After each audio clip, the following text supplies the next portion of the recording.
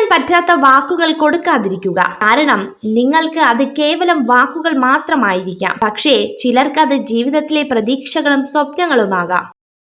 വന്നു പോകുന്ന താൽക്കാലിക മനുഷ്യർക്ക് ഹൃദയം കൊടുത്തതിന്റെ പേരിൽ ഇനിയും കരയാൻ ഇടവരുത്തരുതെന്ന് ഉറപ്പിക്കുക. കണ്ടുമുട്ടുന്ന അധികം മനുഷ്യരും താൽക്കാലിക മനുഷ്യരാണ് എന്ന വലിയ തിരിച്ചറിവിലേക്ക് സ്വയം വളരുക.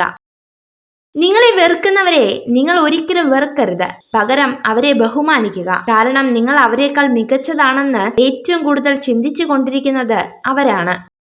വിജയികളുടെ കഥകൾ വായിക്കരുത്. അതിൽ നിന്നും നിങ്ങൾക്ക് സന്ദേശം മാത്രമേ ലഭിക്കുകയുള്ളൂ. പരാജിതരുടെ കഥകൾ വായിക്കുക. നിങ്ങൾക്ക് വിജയിക്കാനുള്ള പ്രചോദനം ലഭിക്കും. ആവശ്യമുള്ളവർക്കല്ല, അർഹിക്കുന്നവർക്ക് നമ്മുടെ സമയം നൽകുക. അതാകുമ്പോൾ നമുക്ക് നഷ്ടബോധം ഉണ്ടാകില്ല.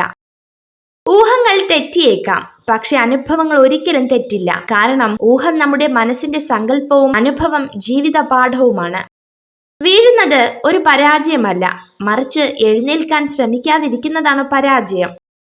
ഇടമില്ലെന്ന് തോന്നിയാൽ ഇറങ്ങി നടന്നേക്കണം, എത്ര പ്രിയപ്പെട്ട ഹൃദയത്തിൽ നിന്നായാലും.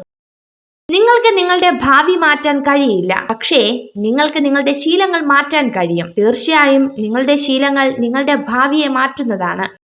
നിങ്ങളെ വിധിക്കാൻ ആർക്കും അവകാശമില്ല. കാരണം നിങ്ങൾ എന്താണ് അനുഭവിച്ചതെന്ന് ആർക്കും അറിയില്ല. അവർ കഥകൾ കേട്ടിരിക്കാം, പക്ഷേ നിങ്ങളുടെ ഹൃദയത്തിൽ തോന്നിയത് അവർക്ക് അനുഭവപ്പെടില്ല. നിങ്ങളുടെ 100 നന്മകൾ മറ്റുള്ളവർക്ക് മറക്കാൻ നിങ്ങളുടെ ഒരു തെറ്റ് മാത്രം മതി. അതിനാൽ നിങ്ങൾ ചെയ്യുന്ന ഓരോ കാര്യങ്ങളും സൂക്ഷിച്ച് ചെയ്യുക. ഭയപ്പെടാൻ തുടങ്ങിയാൽ ഭയപ്പെടുത്താൻ ആളുകൾ ഉണ്ടാകും. പിന്തിരിഞ്ഞോടാൻ തീരുമാനിച്ചാൽ ജീവിതകാലം മുഴുവൻ പിന്തിരിഞ്ഞോടേണ്ടി വരും. സങ്കടങ്ങളിലൂടെ കടന്നു പോകുമ്പോൾ മാത്രമാണ് ആത്മാർത്ഥമായി സ്നേഹിക്കുന്ന മനുഷ്യരെ കണ്ടെത്താൻ കഴിയുക. സൈക്കോളജി പറയുന്നു, ഒരു സ്ത്രീ നിങ്ങളുമായുള്ള ബന്ധം അവസാനിപ്പിച്ച് നിങ്ങളെ വിട്ടുപോകാൻ തീരുമാനിച്ചാൽ അവൾ ആദ്യം തന്നെ നിങ്ങളെ അവിശ്വസിക്കാൻ തുടങ്ങും. കേട്ടറിവ് വെച്ച് ആരെയും വിലയിരുത്താതിരിക്കുക. ഒരുപക്ഷെ കേട്ടതെല്ലാം മറ്റാരുടെയോ വെറും ഊഹം മാത്രമായിരിക്കും.